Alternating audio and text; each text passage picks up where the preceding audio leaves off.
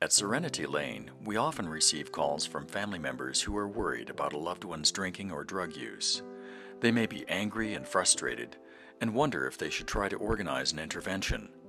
The following is an excerpt from a presentation by Kevin Graves, a professional interventionist we often work with here at Serenity Lane. Usually my part starts with a phone call. Families call and something usually just has happened and they have a loved one in their life whose life is being turned upside down by either alcohol or drugs, some other addiction, and they just don't know what to do.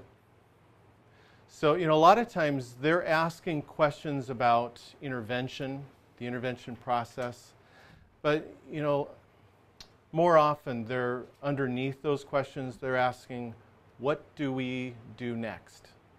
They have stories to tell and they're looking for some advice.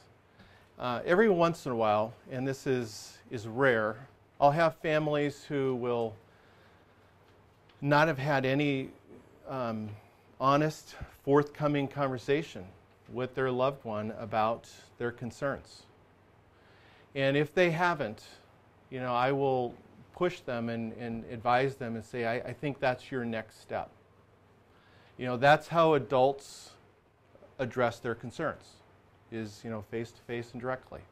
It's the fair thing to do for the addict.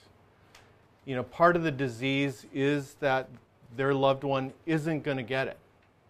Because of denial, they don't see what's happening to them.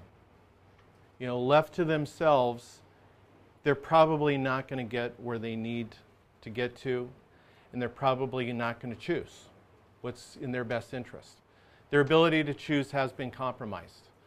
So the intervention not only provides that bottoming out experience, it gives that feedback that's necessary, and it provides additional support and motivation to seek treatment. I clarify with families that intervention is both an event as well as a process.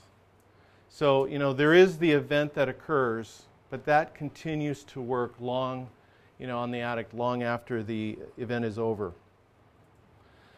So I have a lot of empathy for the person that's in the hot seat.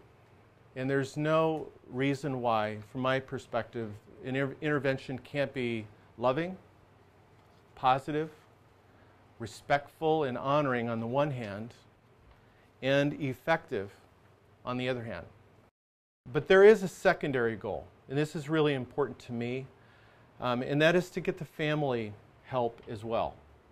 Oftentimes the family really becomes, chemical dependency is a family disease, and the family becomes part of the problem, and they need help. So addressing some of what's going on with them, helping them to move forward, certainly helping them to not be part of the problem anymore is an important goal. And there are times where the intervention process is as valuable for the family as it is for the addict, sometimes more so. For more information or to schedule an intervention, call Serenity Lane, 1-800-543-9905.